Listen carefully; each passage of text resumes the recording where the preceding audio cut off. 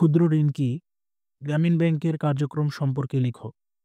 উত্তর: ১৯৭৪ সালে দুর্ভিক্ষকে খুব কাছ থেকে প্রত্যক্ষ করার পর ডক্টর মোহাম্মদ ইউনূস দারিদ্র্য দূরীকরণে সক্রিয়ভাবে অংশ নেন।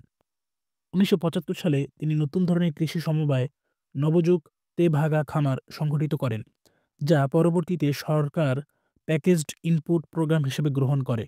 গ্রামীণ ব্যাংক বাংলাদেশে মাইক্রো ফাইন্যান্স বিশেষায়িত কমিউনিটি ডেভেলপমেন্ট ব্যাংক। এটি দারিদ্র্য পীড়িত মানুষের কাছে জামানত ছাড়াই ক্ষুদ্র ঋণ দেন।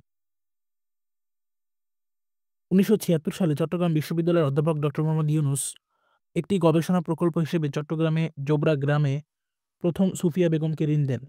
১৯৮৩ সালের ২রা অক্টোবর আনুষ্ঠানিক ব্যাংক হিসেবে প্রতিষ্ঠিত হয়।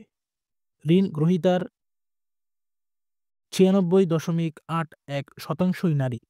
১৯৯৮ সালে ব্যাংকের নিম্ন ব্যয়ের আবাসন কর্মসূচি ওয়ার্ল্ড হ্যাবিটেট অ্যাওয়ার্ড লাভ করে। ২০০৬ সালে গ্রামীণ ব্যাংক ও ডক্টর ইউনূস যৌথভাবে নোবেল শান্তি পুরস্কার লাভ করেন। কার্যক্রম শুরু ১৯৭৬ চট্টগ্রামের জোবরা গ্রাম থেকে। পূর্ণাঙ্গ ব্যাংক হিসেবে যাত্রা ২রা অক্টোবর ১৯৮৩। প্রতিষ্ঠাতা ডক্টর মোহাম্মদ ইউনূস। প্রধান কার্যালয় অবস্থিত মিরপুর ২, ঢাকা। ক্ষুদ্র ঋণ, সামাজিক ব্যবসা, মাইক্রো ক্রেডিটের প্রবক্তা ডক্টর মোহাম্মদ ইউনূস।